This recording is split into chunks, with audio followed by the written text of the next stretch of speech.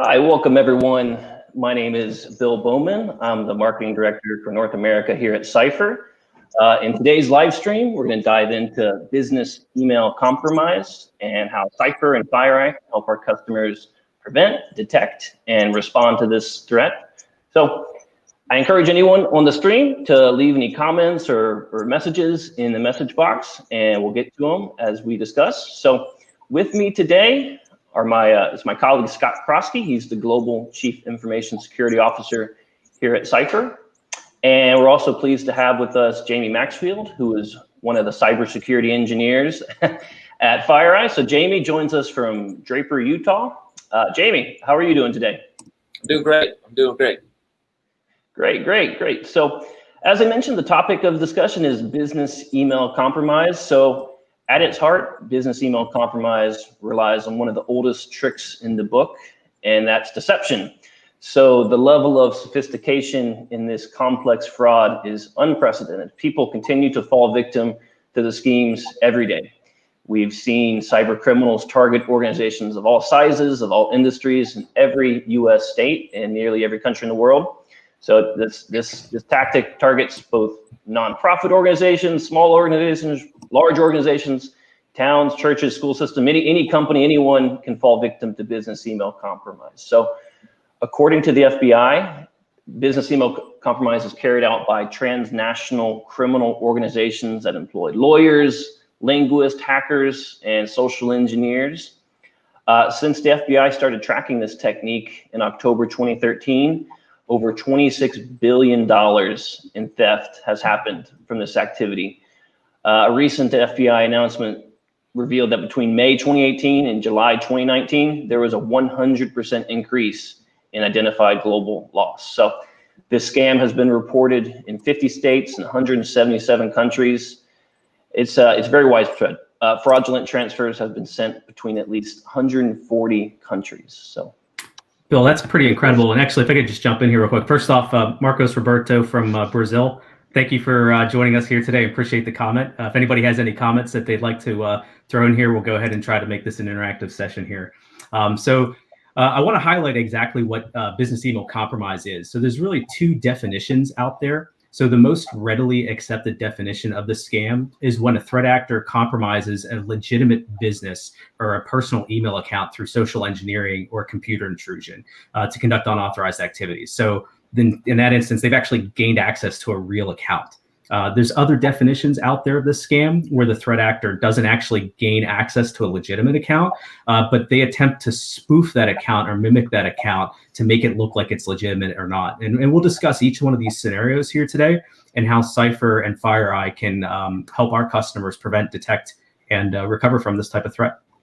Great. So yeah, thanks, Scott. So let's focus on the first variant that you mentioned, where threat actors, they spoof emails to conduct this scam. How does that work, and what are some ways that companies can detect this spoofing actions and prevent it from happening, more importantly? Yeah, so Bill, I'll answer your question first about the spoofing and how it's conducted. And then in order to detect and prevent it, I'll actually turn it over to our partner, Jamie at FireEye. So when it comes to conducting spoofing activity, MITRE pre-attack matrix, which actually they just converted last week to the MITRE attack. So they combined everything into one, which is great. But the MITRE attack matrix does a really good job of explaining the sequence of events. So it usually begins where the threat actor identifies an organization that they want to target. And then they begin conducting reconnaissance activities. And this can be, using open source or publicly available information. They can go, check out who your company's executive leadership are on the website. Social media platforms such as LinkedIn here is used pretty heavily for reconnaissance activities. And then what happens is the threat actor attempts to establish a domain on the internet that looks very similar to the legitimate company domain. So what this is known as, it's known as a couple terms in the industry: typo squatting, domain squatting, URL hijacking. It's all basically kind of the same, similar variants to the same type of activity here. But basically what happens here is that domain is established, and then a fake persona is then established on top of that domain and associated with it. So typically this is done by establishing an email account on the domain and then impersonating a C-level executive within a company. Typically the CEO and the CFO are most common positions that are impersonated because they really do command respect within the organization. And obviously recipients of an email from the CEO or CFO usually typically tend to gain the employee's attention.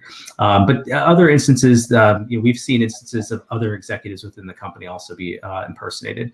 And then from here, what happens is the threat actor identifies specific targets within the organization, usually in accounting, payroll departments, but it's not always the case. And they'll typically then initiate that communication via email. So sometimes they'll ask to initiate a wire transfer. Sometimes they'll send a malicious document or a URL message or URL with a message that entices that target to click or download the file.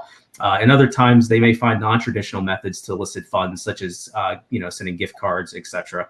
And you'd be surprised. Some people think, why would you give a gift card over email? I've seen it. It happens plenty of times. Happens all the time, right, Scott? It does. It still baffles my mind, but it still happens.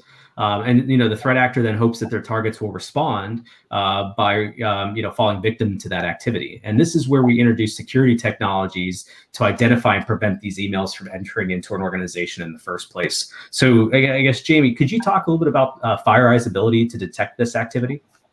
Yeah, and Scott, you did a great job of just kind of articulating the whole, how this stuff is delivered. Email, to me, when I view email and you look at all the statistics, most 80 to 90% of all hacks, all systems that are getting owned start at email. Email is it's the main door, the gateway in which hackers establish a foothold, and it relies heavily on the actual just trust of people. Like, people default to trust, and so when they see an email coming over from somebody they think they know, they trust it, right?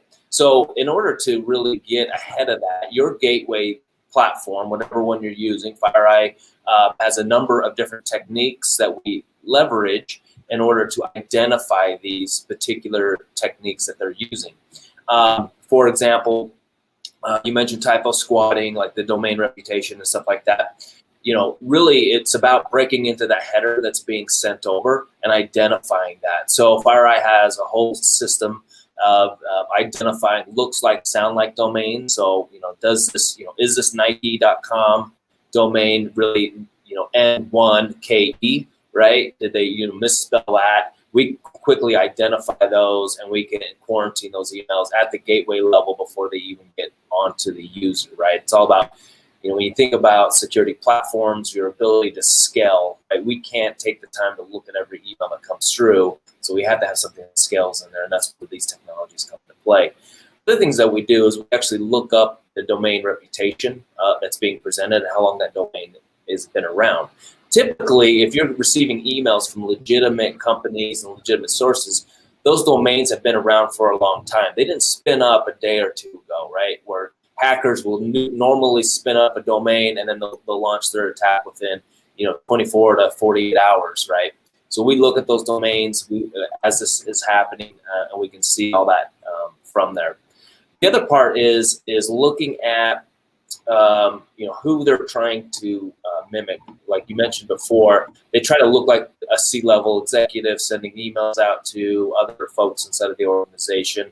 So we want to look at what the friendly name that's being presented against the domain and compare that against what's actually in your Active Directory, what's in there, and see if they're a legitimate user. If we can identify any type of misconfiguration there, we can quarantine those emails right at the gateway level.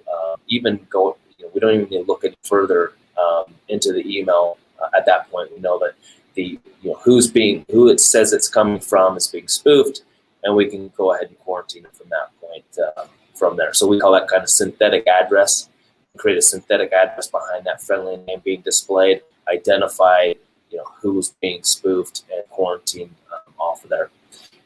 And take it even a little bit further than that, right? We actually do what we call CEO analytics, where we look at what type of messaging is being sent out to the organization. And you mentioned the great one, gift cards, right? Typically, what we see is that most CEOs aren't blasting out to all of their employees a request for a bunch of gift cards, right? So we actually look at the body of the email, the message being presented as well. And this goes beyond any type of binary detection. This is analysis of the email. We know typically what CEOs, how they craft their emails. There's usually not a lot of typos, punctuation errors. Their messaging is a bit different. And if that messaging all of a sudden goes off of the norms, we can quarantine those emails before they even go out based off of that, because just what we know from our analytics of the C-level messaging going out. So. Yeah, that makes sense. And real quick, Ernesto from Madrid, Spain, thanks for joining us and commenting as well here too. And yeah, so Jamie, that's great. And obviously Cipher here, we partner with FireEye to manage these technologies on behalf of our customers. And our security operations centers are staffed 24/7 to manage these types of systems. Great. Yeah. So Jamie, so if a customer is interested in getting that service, getting that email analytics, what's the typical process? Is there restrictions, or how do they work with FireEye and work with Cipher to enjoy that protection? Yeah, so our email solution, we can run as gateway, like I mentioned before, and we can do some more deep analytics, but we have basically two formats that you can get. We've got a cloud version of it, we have on-premise. So we even have, for those customers that still require on-premise solutions, we've got that built in, and we can ship that out. We still have a lot of customers that, but we also probably, the majority of our customers now are going to our cloud-based service, and basically we just sit as another hop in the mail chain. You just update your MX record, point to us, and then just update where you want us to point.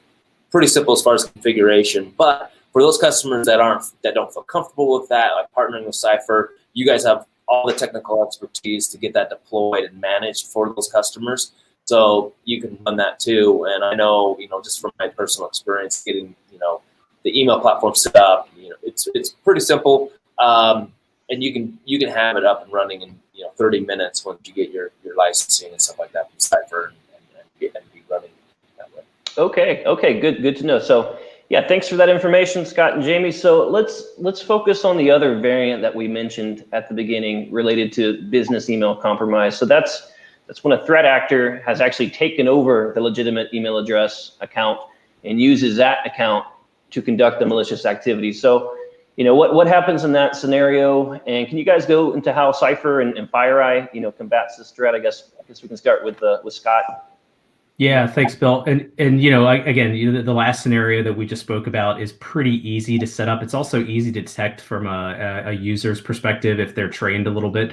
And obviously, there's defensive technology, as Jamie had went into, that can detect it as well and quarantine it, so it never actually makes it into the user's inbox to begin with. But in the first scenario here, which is an actual legitimate account that is actually taken over by an adversary, this scenario is much more complex for not only the attacker to carry out, but it's also much more sophisticated and higher success levels from the attacker's perspective, because it's so difficult from the recipient to detect the actual the activity or the emails that are coming in that could be an issue. So the initial process here, so I'll start talking about the process here, and then we can go into how we combat this. Initial process is the same as in previous scenarios, whereby a threat actor, they conduct their reconnaissance activity, they target an organization.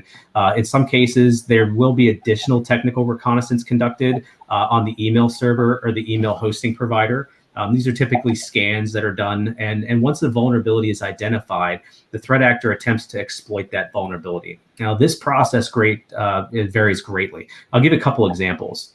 In some cases, a technical vulnerability is found on the email server or the email hosting provider network, whereby the threat actor sends malicious code to trigger vulnerability and gain access to the system. In some cases, an attacker may attempt to take advantage of weak identity and access management, or IAM controls. These are things like password spray attacks or credential stuffing, or other attempts to gain access to the accounts are attempted. I've covered those in the past. If you've ever listened to what we've done on our podcast and LinkedIn Live, we've talked about those type of attack techniques and those weak IAM controls. I won't get into specifics here, but essentially, they attempt to easily gain access to a valid account. Another popular method to gain access to an account is through social engineering operations, and this is mainly spear phishing. In other cases, sometimes application access tokens or web sessions are stolen or hijacked. Regardless of the method, eventually you have to understand that the threat actor eventually does gain access and compromises a targeted account. And with that access, the threat actor then attempts to conduct discovery techniques of the email account. So they own the email account at this point. They're going to review data repositories such as SharePoint files, looking for client customer information. They'll also look to collect historical email conversations that were sent and received from the account. In some cases, email forwarding rules are established to forward any inbound email that account receives to an external third-party email that's controlled by that threat actor. And this allows that threat actor to establish some level of persistence in the event that they lose access to that email account or they're discovered by cyber defense personnel. And from there, they conduct their primary objective, which is to use that account to steal funds. And when they use the compromised email account to communicate with other members of an organization, or they could possibly even replay communications with the individuals that are external to the organization, such as vendors or customers. So there's a number of creative scenarios where an attacker can attempt to initiate wire transfers. They could fake invoices to clients for services that need to be paid. And of course, the destination of any of these activities will always be a bank account that's controlled by the threat actor. So no matter which way they're trying to funnel the funding, it's going to go to a bank account that the threat actor controls. So as you can see, this is much more difficult for the everyday person to recognize. So I'll go into Cipher services and how they're tailored to detect and respond to this. But first, I want to turn to Jamie to talk about how FireEye tackles this problem. Jamie? Yeah, so the way we have two types of what we call fast path and slow path engine, right? So the first one's doing all those initial checks that we talked about, like, at the gateway level, email coming in, we're checking those headers, we're checking the legitimacy of that email coming in and validating that. We also will do a quick check against any if we've got a known hash, MD5 SHA or anything like that associated to those emails or those binaries coming over to files and objects. We'll quarantine those right off the bat. No need to do additional analysis. But beyond that, what we do is if we don't validate that that's a good email coming in, then we're going to do an additional behavioral-based scan of the email. And that's when we actually go into the email, we open up all the binaries, the files, the attachments, we look at the URLs, we reconstruct that in what we call our NVX engine, and we're doing a behavioral-based scan of that. And it happens within seconds. And we can quickly identify malicious behavior. So this is a completely signature-less detection that we're looking at those emails. We can quarantine those emails when we see bad behavior happening, right? So for example, we know PDFs aren't going to do like a DNS query, right? That's not normal activity for a PDF. We see that happening, we're going to see that behavior, we're going to quarantine that off there. Beyond that is the URLs themselves. So inside of Word documents, an attacker might share a malicious URL and they're hoping that the document itself isn't malicious, but the URL is. So it'll get past a lot of our contemporaries' technologies because we're just looking at the document itself and not breaking in and looking at the URLs. We'll extract the URL inside of the document and analyze that URL inside of our behavioral scan and see what it does, right? The other thing that we can do when we talk about those, and to your point specifically, Scott, around getting valid credentials. That's every hacker's main primary goal is to become a legitimate user in a network. That's what they want. They want to be that person that nobody knows that they're in there, and all they have to do is type in a username and a password and they're in. Super easy. That's what they want to do. And so they'll create credential harvesting sites, right? They'll do it like an Office 365 page, or it looks like an Office 365 login page. It really isn't. It's to their domain, right? And so what they're doing is they're hoping they'll send like a password reset email or something like that. Somebody will go in, oh, I got to reset my password. Click on the link. It opens, oh, this looks like Office 365. They'll type in my username, my password, and then it'll just redirect them to Office 365 where they have to log in to the actual Office 365 account. At that point, they've got the username and the password, and they can see this. So another popular technique is to do what we call retroactive URLs. And so an attacker will create a malicious domain, and they won't put anything on there. There's no code. It just goes to null. It doesn't do anything. They'll get right past anybody's analysis, and then they weaponize that URL days later. So 2 days later, they'll weaponize it. And what they're hoping for is that somebody's just kind of lazy in their email box, right? Maybe they were on vacation. Maybe they took a couple of days to get to those emails, and they finally open up that email and they click on the link. Well, it's now weaponized, and it's already in their inbox. So one of the things that we do is, if we don't, as we're doing a behavioral scan of that URL, if we don't see it do anything, we still scan it days later. We're constantly scanning it till we can either say good or bad. And if it's bad, if it turns bad, we can notify the administrator and the user that that URL is bad. And in the instances of customers that are using Office 365, we can actually do a retroactive poll.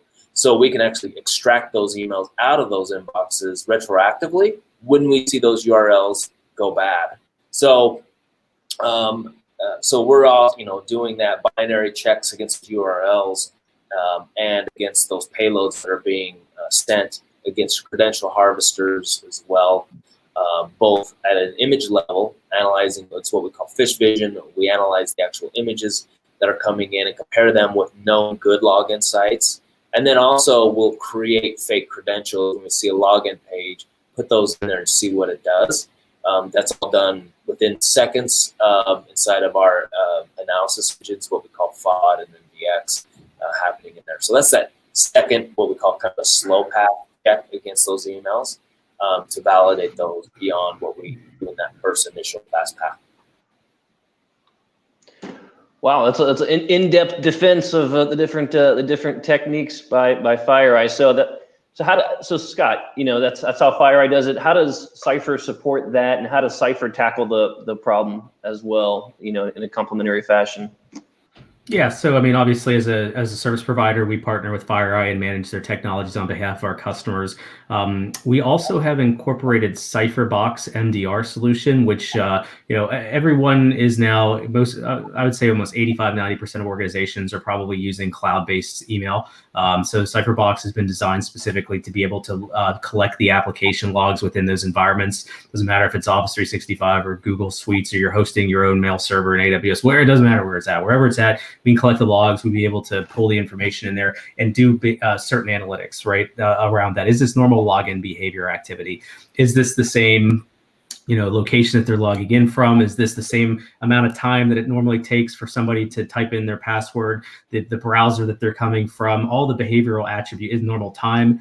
Is this the time frame that they normally log in from? So there's all these different attributes around the login session that it does, and then analyzes it. And when we detect variations to those typical logins, such as normally somebody's logging in from this location, and sometimes they travel here, and then they're always logging in Monday through Friday, and all of a sudden you just get a random login at this date and time or this hour from this location, that throws off a potential risk that maybe somebody else has accessed that email account that shouldn't have access to it.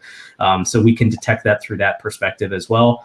And then from a recovery perspective, let's say you find yourself in a position where you have been you have detected email compromise, and what do you do from that perspective?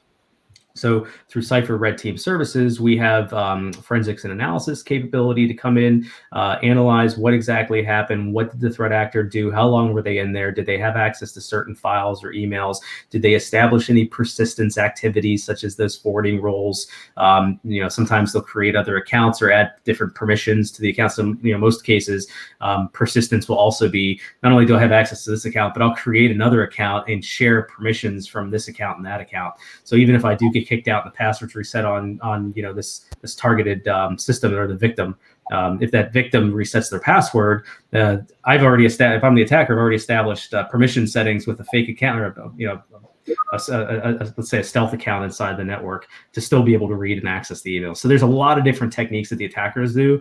Our team is very good at detecting those, so that way we know that we can come in, tell you what happened, what did they have access to, and be able to give you confidence that we are removing all of the persistence activity from there. So when we say that they're out at that point.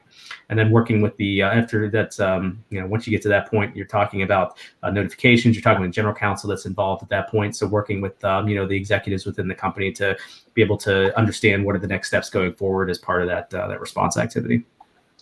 Okay, yeah, Scott, good stuff. So I just want to remind anyone in the chat session, feel free if you have any questions on what Jamie from FireEye or Scott from Cipher has been discussing with regards to business email compromise, feel free to leave them in there, and we'll discuss. So Scott, so if I'm a customer, what's expected of me? What's my responsibility, in order to work with Cipher, work with FireEye to get this level of protection against business email compromise with CipherBox MDR in particular?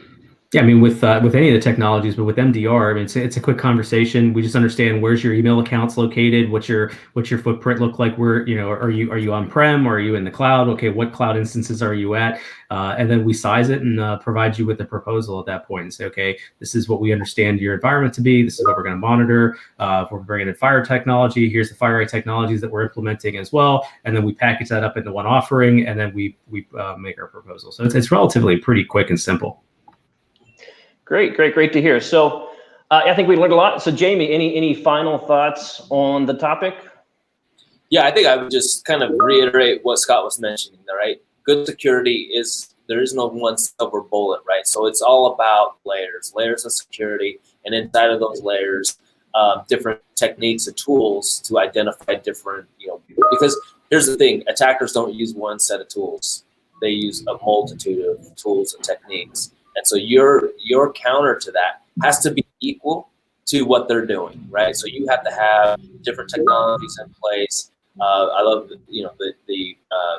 CipherBox, the MDR solution there, because to Scott's point, our email products looking at email, right? But you've got to know what's happening on that endpoint. You've got to have those logs coming in. You've got to be able to see that. You've got to see when an attacker is landed at a host and is actually not using malicious tools anymore, because we mentioned having a valid username and password. Like if an attacker gets in, they're instantly going to start using like PowerShell and legitimate tools to move laterally inside of that environment. So you've got to have the logs report back to something, and then whatever that something is, like the MDR solution from Cipher, being able to identify that through analytics and identify misuse and abuse of legitimate tools inside of your environment. So be able to detect that persistence, that hidden attacker inside of your environment, and that's why you need those different types of layers of security to do that. Defense in depth. Yeah. Couldn't say it better myself, Jamie. Yeah, thanks. So Jamie, Scott, I want to thank you both for your time. It's been very, very informative. So if any of our viewers, if you want to learn more about FireEye software and the tools that Cipher and services uses, we encourage you to reach out to us, our marketing department at marketing@cipher.com. And I want to wish everyone a great day. Thanks.